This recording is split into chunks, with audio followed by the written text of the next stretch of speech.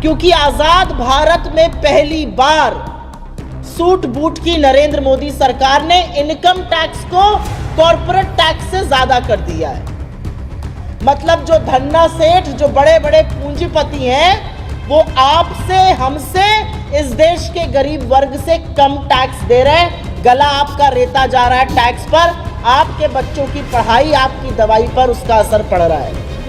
रोजमर्रा की आवश्यक वस्तुओं पर जिस तरह से जीएसटी का प्रहार किया जा रहा है, उससे पूरी तरह से रायता फैलाकर रखा है सरकार ने पूरे देश में। आटे पर दही जीएसटी है, दही पर जीएसटी है, दवाई पर जीएसटी है, पढ़ाई पर जीएसटी है, अब पॉपकॉर्न पर जीएसटी है, पुरानी कार बेचने पर जीएसटी है। ऐसी कौन सी चीज है जिस पर सरकार जीएसटी जमकर नहीं वसूल रही है? वर्ष की बहुत बहुत शुभकामनाएं। 10-15 दिन तो नववर्ष की शुभकामनाएं दी जा सकती हैं। आप सबको नववर्ष मंगलमय हो और आशा करती हूँ कि ये वर्ष आपके जीवन में हर्षोल्लास, स्वचेतना का वर्ष हो। ये एक विशेष प्रेस वार्ता है जो हम लोग 12 शहरों में 12 वरिष्ठ प्रवक्ता आज कर रहे हैं। अगर पीछे थोड़ी सी शांति हो जाएगी तो मजा आएगा। 12 वरिष्ठ प्रवक्ता आज 12 ये प्रेस कॉन्फ्रेंस कर रहे हैं। ये प्रेस कॉन्फ्रेंस हम लोग 10 दिन पहले करना चाहते थे, लेकिन जैसा कि आपको पता है, डॉक्टर मनमोहन सिंह जी के दुखद निधन की वजह से कांग्रेस पार्टी ने 3 तारीख तक सारे अपने कार्यक्रम स्थगित किए थे। और उसके बाद जब कार्यक्रम शुरू हुए तो उसमें पहले चरण में हम ये प्रेस वार्ता कर रहे हैं। ये प्रेस वार्ता एक अहम मुद्दे पर है और आपके सामने मैं मुखरित हूँ। पहले अपना ओपनिंग वक्तव्य दूंगी, उसके बाद आपके सवालों का स्वागत है। आज से कुछ ही दिन के अंदर, आज 9 तारीख हो गई है, करीब 21-22 दिन के अंदर इस देश में मोदी सरकार यूनियन बजट पेश करेगी और वो यूनियन बजट इस देश का भविष्य तय करेगा। अभी आपने देखा ही 48 घंटे पहले ग्रोथ रेट आई है 6.4%। तो वो जो यूनियन बजट होगा वो इस देश के अर्थव्यवस्था की, इस देश के रोजगार की दिशा और दशा दोनों तय करेगा। वो तय करेगा कि क्या इस देश में निवेश और उपभोग होगा। वो तय करेगा कि क्या महंगाई की मार से जो लोग जूझ रहे हैं उनको कुछ राहत मिलेगी। और सबसे बड़ी चीज वो तय करेगा कि आपके जैसे और हम जैसे तमामों करोड़ों लोग जो टैक्स की मार और टैक्स के बोझ के नीचे, उसके तले दबते जा रहे हैं, क्या उनको कोई राहत मिलेगी। और किसी भी आकलन से पहले टैक्स पर आज बात करनी जरूरी है, क्योंकि आजाद भारत में पहली बार सूट बूट की नरेंद्र मोदी सरकार ने इनकम टैक्स को कॉर्पोरेट टैक्स से ज्यादा कर दिया है।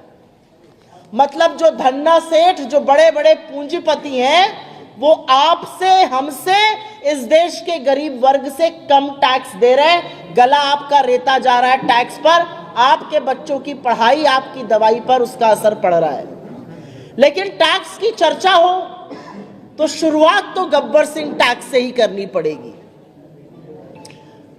छुट्टियों का माहौल था, आप लोग भी गए होंगे सिनेमा देखने। हो सकता है 2 बच्चों के साथ गए हो। लड़के ने कहा हो मैं नमक वाला पॉपकॉर्न खाऊंगा, बच्ची ने कहा हो कि मैं तो सॉल्ट कैरेमल खाऊंगी। हो सकता है धर्मपत्नी ने कह दिया हो मैं तो मिक्स खाऊंगी। अब वही अड़चन आ गई, जीएसटी कौन सा लगेगा, 5 लगेगा, 12 लगेगा, 18 लगेगा। ये गुत्थी सुलझाने में पूरा देश उलझा हुआ है। और इसीलिए गब्बर सिंह टैक्स की बात करनी है, क्योंकि जीएसटी एक इनडायरेक्ट टैक्स है। आपकी पॉकेट में 5,000 रुपए है, आपकी पॉकेट में 500 रुपए है, आपकी पॉकेट में 50 लाख रुपए है, सरकार को कोई फर्क नहीं पड़ता।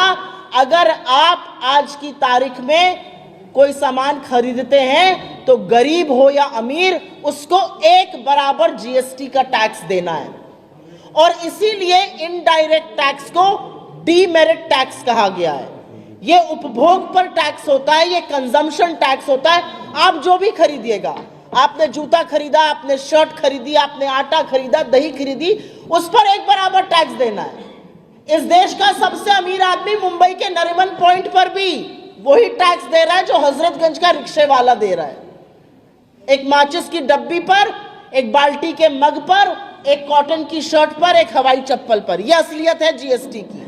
और जीएसटी को जिस तरह से बढ़ाया जा रहा है, रोजमर्रा की आवश्यक वस्तुओं पर जिस तरह से जीएसटी का प्रहार किया जा रहा है, उससे पूरी तरह से रायता फैलाकर रखा है सरकार ने पूरे देश में।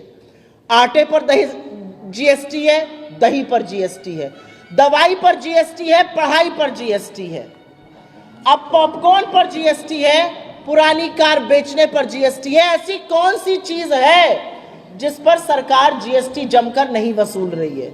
शायद अभी तक सांस लेने पर टैक्स नहीं लगाया गया, बाकी हर जगह हर व्यक्ति टैक्स दे रहा है। हर महीने मोदी सरकार बढ़ चढ़कर सीना ठोककर बताती है हमने इस महीने इतना जीएसटी कलेक्ट किया।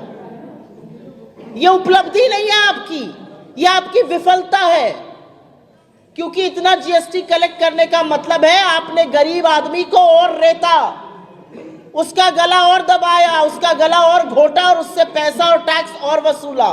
क्योंकि 64% जीएसटी का कलेक्शन इस देश की निचली 50% आबादी से आ रहा है। जो निचली 50% आबादी है, आर्थिक स्तर पर अगर इस देश को दो भागों में डिवाइड कर दीजिए, जो बॉटम 50% है वो 64% जीएसटी का अदा कर रहा है। तो टैक्स की जो भरमार है, टैक्स का जो बोझ है, टैक्स का जो भार है, वो गरीब आदमी पर, मध्यम वर्ग पर, निम्न मध्यम वर्ग पर, आपके जैसे सैलरीड क्लास पर, छोटे लघु मध्यम उद्योगों पर सबसे ज्यादा है। जो शीर्ष 10% है, जो सबसे धन्ना सेठ है इस देश के 10%, वो 3% कलेक्शन दे रहे हैं। हम आप और सब लोग मिलकर 64% कलेक्शन दे रहे हैं। गरीब आदमी पर उसकी मार और भी ज्यादा है। और इसी का नतीजा है कि आज मध्यम वर्ग और गरीब व्यक्ति अपनी रोजमर्रा की जरूरत की चीजों पर कटौती कर रहा है खर्च में। और मैं कोई भी चीजें बिना आंकड़े के व्हाट्सएप का फर्रा पढ़ के नहीं बोलती हूं, वो दूसरे दफ्तर में होता है। आंकड़ों के साथ आपको बता रही हूं कि आज की तारीख में आम मध्यम वर्ग के लोग खाने पर, बच्चों की शिक्षा पर कम खर्चा कर पा रहे हैं, क्योंकि इतना जीएसटी, इतना टैक्स का बोझ है। और ये और भी भयावह हो रहा है क्योंकि बेरोजगारी है, महंगाई है, आय कम है, और उसके बाद इतना बड़ा टैक्स का बोझ। आप लोग शांति रखिए प्लीज, पीछे 2 बार मैंने दरख्वास्त करी है। आज की तारीख में मध्यम वर्ग और निम्न मध्यम वर्ग अपने बच्चों को कॉलेज से डिग्री पूरी नहीं करा पा रहा है। 50,000 लोगों ने सेंट्रल यूनिवर्सिटी से बिना डिग्री पूरी किए एडमिशन कैंसिल हुआ है। 37 लाख इस देश के बच्चे सेकेंडरी स्कूल में एडमिशन लिखा नहीं पाए हैं, क्योंकि उनके माता पिता के पास इतना पैसा नहीं है कि उनको आगे पढ़ाया जाए। बुजुर्गों से पूछिए आप, हेल्थ इंश्योरेंस कराने जाते हैं, 18% जीएसटी देना है हेल्थ इंश्योरेंस पे। लाइफ इंश्योरेंस और हेल्थ इंश्योरेंस पर आप 18% जीएसटी ले रहे हैं।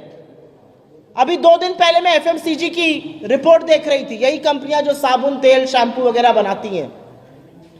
इन्होंने कहा अब बड़े पैकेट का सामान बिक ही नहीं रहा है। जैसे मूंग दाल की दाल मोठ पहले इतनी बड़ी आती थी, फिर इतनी हुई, अब इतनी बड़ी बिकने लगी है, 5-5 रुपए की। पार्ले जी पहले इतना बड़ा था, फिर इतना हुआ, अब 2-2, 3-3 बिस्कुट बिकते हैं। वही हाल एफएमसीजी का भी हो गया, छोटे छोटे पैकेट बिक रहे हैं।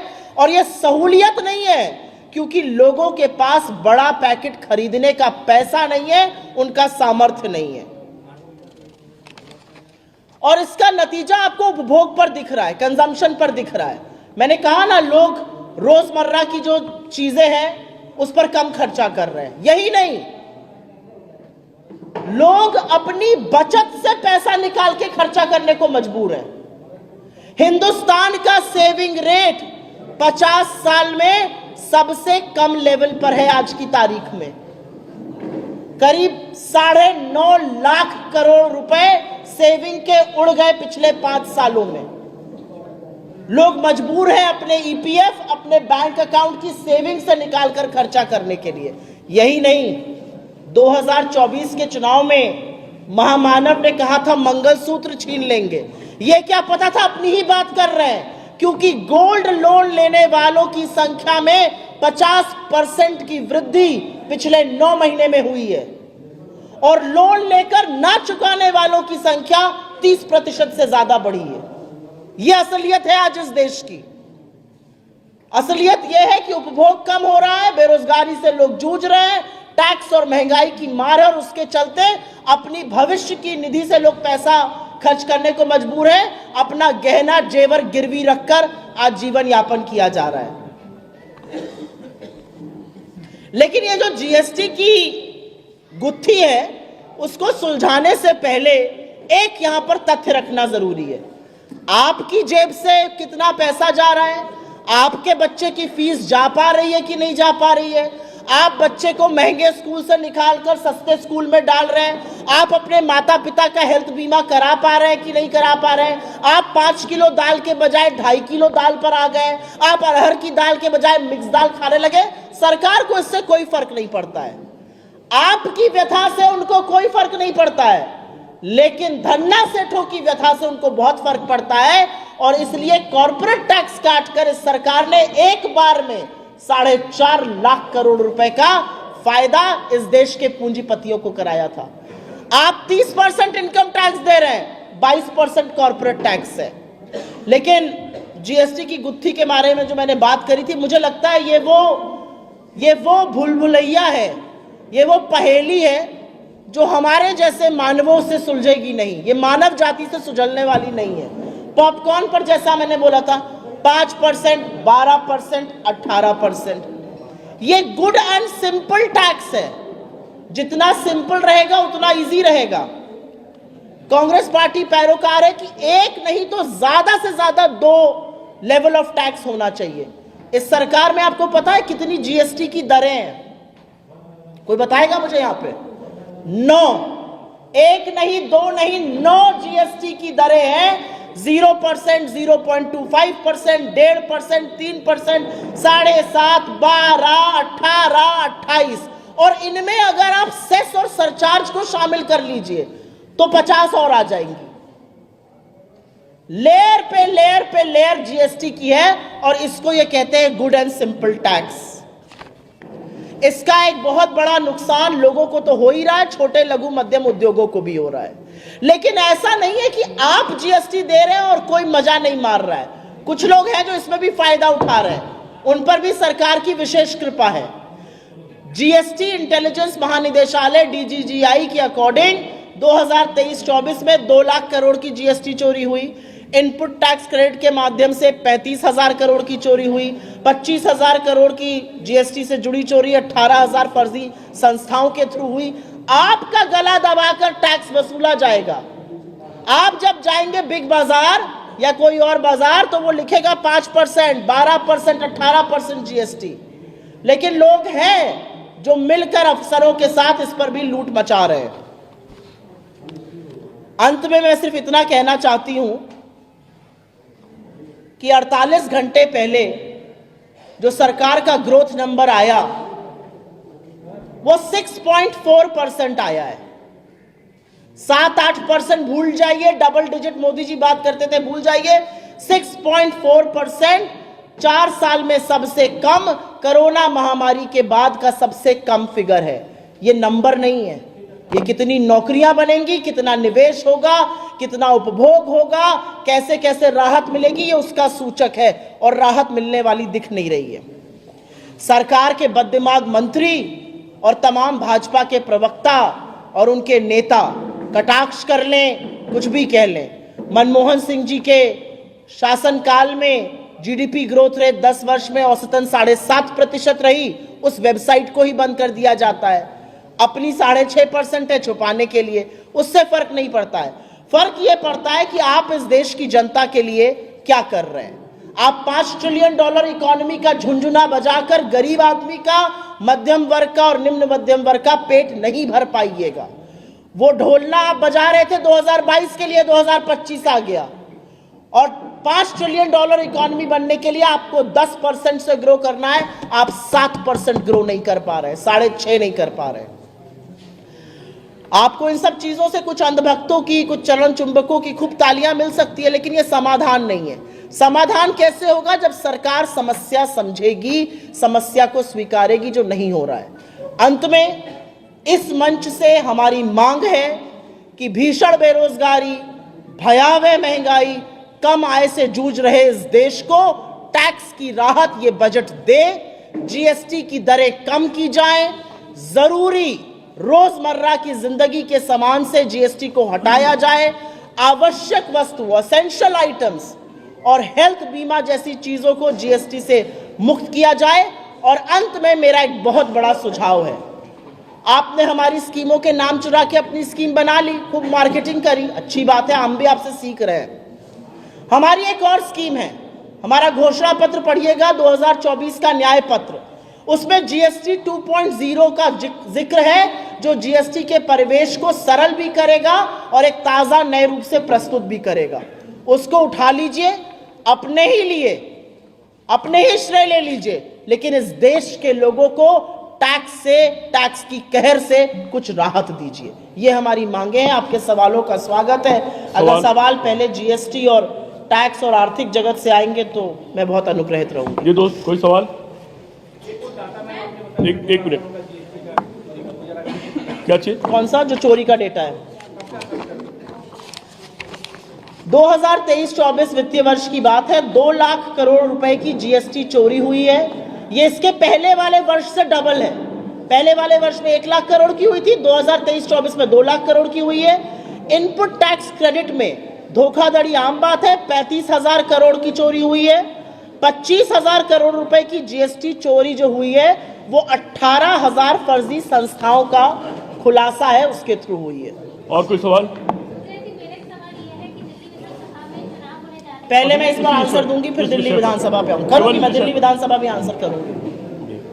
मैडम ये बताइए, जीएसटी हो या कोई भी टैक्स हो, कांग्रेस पार्टी के पास इससे लड़ने की स्ट्रेटजी है क्या? एक आप उस स्ट्रैटेजी का हिस्सा है, एक जो हम कर रहे हैं उस स्ट्रैटेजी का हिस्सा है। मेरा मानना है, मैं आशा ही कर सकती हूं कि 12 जगह जहां पर हमारे कुछ चर्चित चेहरे प्रेस कॉन्फ्रेंस कर रहे हैं, वहां के अखबारों में, वहां के टीवी चैनल्स पर इस पर बहस होगी। लोगों के सामने थोड़ा सच आएगा, लोग समझेंगे कि देश में क्या हो रहा है, लोग समझेंगे कि क्यों मेरे घर का बजट बिगड़ा, वैसे पूरे देश का बजट बिगड़ा हुआ है। तो मुझे लगता है स्ट्रैटेजी का एक हिस्सा ये है। स्ट्रैटेजी का दूसरा हिस्सा है कि हम जीएसटी काउंसिल में इस बात को उठाएंगे, हमने पहले भी उठाया है। लेकिन हमारे सामने ऐसी सरकार है जिसकी वित्त मंत्री से बोलिए लहसुन प्याज महंगा हो गया, वो कहती है मैं लहसुन प्याज खाती नहीं। तो सरकार की संवेदनहीनता को दिखाना विपक्ष का काम है, वो हम कर रहे हैं। आवाज उठाना हमारा काम है, वो हम कर रहे हैं। लेकिन ये डिसीजन, ये निर्णय कार्यपालिका एग्जीक्यूटिव को लेना पड़ेगा, जो सरकार में है उनको लेना पड़ेगा। हमने जबरदस्त मांग उठाई, हेल्थ बीमा से 18% जीएसटी हटाइए, सरकार ऑलमोस्ट मान गई। हमें लगा हो जाएगा, हम तो स्वागत करने के लिए तैयार थे। बजाय हेल्थ बीमा से जीएसटी हटे, पॉपकॉर्न पर नया जीएसटी लग गया, पुरानी गाड़ी पर नया जीएसटी लग गया। तो मेरा अपना मानना है कि सरकार आम आदमी का गला जरूर मरोड़ रही है, पूंजीपतियों को फायदा पहुंचा रही है। स्ट्रैटेजी का एक हिस्सा ये कि इस पर चर्चा तो शुरू हो। और कोई सवाल दोस्तों? शहरी लोगों को तो उठाया जा सकता है, जो लोग एजुकेटेड है, पढ़े लिखे हैं, जो ग्रामीण अंचल के लोग हैं, उनको तक ये आप कैसे पहुंचाएंगे? मैं आपकी बात से असहमत हूं और बड़े सर्वसम्मति से और बड़े सम्मान से असहमत हूं। अगर आपके घर में बच्चे की पढ़ाई पर, दवाई पर, खाने पर कम खर्च हो रहा है, तो आप शहर में रहिए या गांव में रहिए, आपको वो बात चुभ रही है और ये किसी को समझाने की जरूरत नहीं है। एक माइक ले लीजिए और मत बताइए आप कहां से हैं, और चले जाइए गांव में, और जितने अच्छे से ग्रामीण अंचल के लोग ये बात समझा सकते हैं, वो शहर के बहुत भक्त नहीं समझा पाएंगे। ये मैं आपको दावे के साथ कह सकती हूँ, ग्रामीण परिवेश से आती हूँ इसलिए और अच्छा कह सकती हूँ। जो गांव का आदमी है वो आपको 4 बातें और बताता है। यूरिया की बोरी 50 की थी, पैसे वो 45 की हुई, कैसे उसका दाम बढ़ा, कैसे उसका दाम घटा। मैं आपको एक वाकया सुना देती हूँ। आज से 1 साल पहले की बात है, मैं महाराजगंज में थी और एक बिल्कुल ग्रामीण परिवेश का व्यक्ति मुझसे मिलने आया था। सवेरे सवेरे की बात है, ऐसे ही जनवरी फरवरी का महीना था और हमने उनको चाय और बिस्किट जो आता है उसको दिया जाता है वो दिया। उसने पार्ले जी का बिस्किट खाकर वो बात कही जो आज तक शहर में किसी पढ़े लिखे तथाकथित व्यक्ति ने नहीं कही थी। उसने कहा इहो उड़ा गई ले, ये भी लेके डूब गए। बड़ा पैकेट आता था, छोटा पैकेट हो गया। ये गांव का व्यक्ति खूब समझ रहा है, तो गांव के व्यक्ति को बिल्कुल मूर्ख मत समझिए, खूब समझते हैं लोग। मुझे ऐसा लगता है जिस दिन मुद्दों पर बात होने लगेगी, जिस दिन आप जैसे मूर्धन्य पत्रकार टीवी पर बैठकर ताल ठोक कर एक बार ऐसे ऐसे करके सरकार से बोलेंगे महंगाई की मार कब खत्म होगी, घुटने पर ले आएंगे आप सरकार। 2014 के पहले आप लोग ये करते थे, 2014 के बाद से थोड़ा कम कर दिया ये कर। और जी प्रेस कॉन्फ्रेंस करके कहा है कि संजीव दीक्षित जो आपके प्रत्याशी है वो मोहरे है भारतीय जनता पार्टी के लिए काम कर रहे हैं। चुनाव में बहुत सारी बातें कही जाती हैं। कांग्रेस पार्टी पर एक ही दल है इस पूरे देश में, भारतीय राष्ट्रीय कांग्रेस, जिसके साथ बीजेपी की साठगांठ पर कोई आरोप नहीं लगा सकता, जिसका पूरा आंदोलन आरएसएस ने खड़ा किया, जिनको छोटा संघी बुलाया जाता है, जो जब दिल्ली में दंगे होते हैं चुपचाप बैठ जाते हैं, जो गुजरात जाते हैं बिल्किस बानो का नाम नहीं लेते हैं, जो अपने साथियों को जो एक वर्ग विशेष से आते हैं उनको दूध की मक्खी की तरह निकाल देते हैं, उनके मुंह से ऐसी बातें अच्छी नहीं लगती। मैं शालीनता और मर्यादा इस मंच से नहीं छोड़ूंगी। मुझे ऐसा लगता है जो उन्होंने कहा है वो हास्यास्पद है, फिजूल की बात है। सवाल और है, पृथ्वीराज चौहान जो है वो कह रहे हैं कि सबसे ज्यादा मजबूत आम आदमी पार्टी है, वो जीतेगी, कांग्रेस और आपको मिलकर लड़ना चाहिए। संजय राउत ने उसका समर्थन किया है। कांग्रेस की अधिकृत प्रवक्ता आपके सामने मैं बैठी हूं, राष्ट्रीय प्रवक्ता हूं, CWC की मेंबर हूं, जो highest decision making body Congress party की है। ये उनका निजी बयान हो सकता है, ये पार्टी का बयान नहीं है। अभी एक मिनट, ये महिला पूछना चाह रही, इसके बाद आपके पास दिल्ली में विधानसभा के चुनाव होने जा रहे हैं, तो उसमें कांग्रेस अपने दम पर चुनाव में उतरेगी या फिर इंडिया अलायंस के साथ? नहीं, मुझे नहीं लगता आपने शायद चुनाव फॉलो किया है। हम अपने दम पर चुनाव लड़ रहे हैं, हमारे काफ़ी सारे प्रत्याशियों की घोषणा भी हो चुकी है, फुल स्विंग में चुनाव चल रहा है, प्रचार चल रहा है। मुझे समझ में नहीं आया सवाल है। आलोक जी, गठबंधन को सपोर्ट कर रहे हैं उपचुनाव में। अखिलेश जी ने कहा है कि दिल्ली के चुनाव में वो आपका समर्थन करेंगे, इस पे आप क्या कहेंगे? उनकी मर्जी है। हमें ऐसा लगता है कि इंडिया गठबंधन को मजबूत रखना, उत्तर प्रदेश के क्रूर प्रशासन से लड़ना, उत्तर प्रदेश में जो सरकार अहंकार के मद में डूबी हुई है, जो निरंकुशता पुलिस की हम रोज देखते हैं, उसका डटकर मुकाबला करना, इंडिया गठबंधन के साथ हम मिलकर ये चुनाव लड़ रहे हैं। इसमें कोई भी मतलब मुझे इसमें कोई विरोधाभास नहीं दिखता है।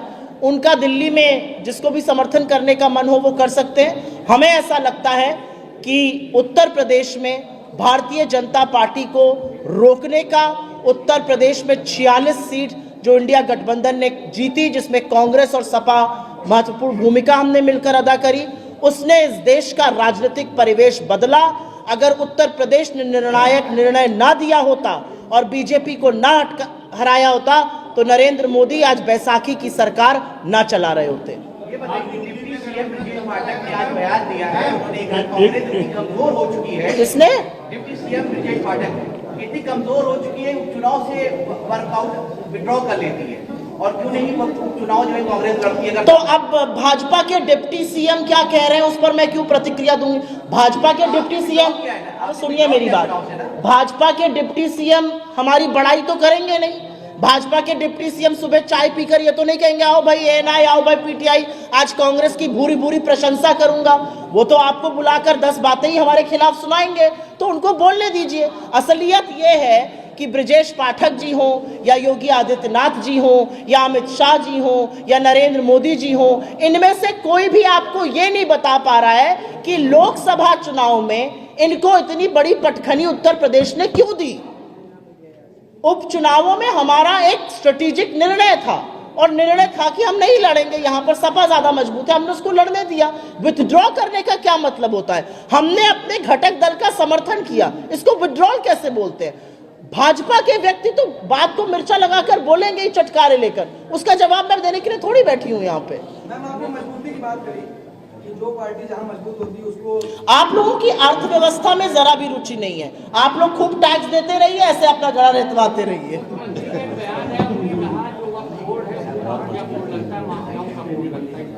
मुख्यमंत्री ने पहली बार ऐसा नफरती बयान दिया है। हाँ पूछिए, आप पूछ रहे थे। मैं कह रहा था, आप बात कर रही थी मजबूती, जो आप बात कर रहे हैं कि जो अलायंस उत्तर प्रदेश में मिल्कीपुर सीट पर चुनाव नहीं लड़ रहा है, समर्थन कर रहे हैं आप समाजवादी पार्टी को, और वहीं अखिलेश कह रहे हैं कि दिल्ली में जो चुनाव होगा तो वहाँ इसका जवाब मैंने दे दिया, एग्जैक्टली सेम सवाल था। आइडियली जो मैसेज कर रहे हो कोई भी पार्टी हो वो आइडियल पर चलती है, और ऐसे में जब ये मैसेज आ रहा है आप बताओ, आइडियली जो मैसेज कर रहे होगा तमाम लोग। आपका सवाल उन्होंने, एक मिनट मैं बोल रही हूँ, आपका सवाल उन्होंने पूछा था, मैंने बिल्कुल स्पष्ट जवाब दिया है, दोबारा से मैं क्यों दोहराऊंगी? नहीं, ऐसा बिल्कुल नहीं है। सपा और हमारा हरियाणा में भी गठबंधन था, सपा और हमारा महाराष्ट्र में भी गठबंधन था। दिल्ली में उनको समीकरण दूसरे लग रहे हैं अपने अनुसार, तो उन्होंने आपके समर्थन का फैसला किया है। हमें समीकरण दूसरे लग रहे हैं, हमें लग रहा है पिछले 11 सालों से दिल्ली के साथ नाइंसाफी करी गई है, 10 सालों से इनके शासनकाल में, तो जवाबदेही की जरूरत है, तो हम उस हिसाब से चुनाव लड़ रहे हैं। हम एक थान के कटे हुए कपड़े नहीं है, हम वैचारिक रूप से एक साथ खड़े हैं, और इसमें अटकलें लगाना, इसमें फप्तियां कसना, ये काम बीजेपी को करने दीजिए। देश में परिवर्तन हो रहा है, संगठन परिवर्तन हो रहा है, कांग्रेस कहाँ पे? अच्छा, कांग्रेस में संगठन परिवर्तन हो रहा है। आप CWC की मेंबर हैं और प्रियंका गांधी प्रभारी रही उत्तर प्रदेश की, उनको यहाँ मौजूद होना चाहिए। ये कौन कह रहा है? होना चाहिए था, ये कौन कह रहा है? मैम मेरा सवाल है, यहाँ होना चाहिए था, बड़ा परिवर्तन है संगठन। नहीं, ये सवाल है आपका कि आपकी टिप्पणी है? टिप्पणी है तो मैं स्वागत करती हूँ उसका। सवाल है तो बेतुका सवाल है, क्योंकि उत्तर प्रदेश के एक राष्ट्रीय महासचिव प्रभारी हैं अविनाश पांडे जी, वो 7 दिन तक यहाँ बैठे हुए हैं, वो सिलेक्शन कर रहे हैं। मैं भी उस जूरी की मेंबर थी, 2 दिन मैं भी यहाँ पर रही, फिर मुझे दिल्ली की वजह से वापस जाना था, तो ये मुझे बेतुका लगा थोड़ा सवाल, इसलिए मैंने पूछा। और कोई सवाल भाई? ठीक, बहुत बहुत धन्यवाद आपको। अब आपके ध्यान से लगता है कि कंपनियां बढ़ती चली जा रही है, सचिव सरकार ये देख रही है, अब आपके ध्यान में ऐसी कंपनियां बढ़ रही है, बहुत बहुत धन्यवाद दोस्तों।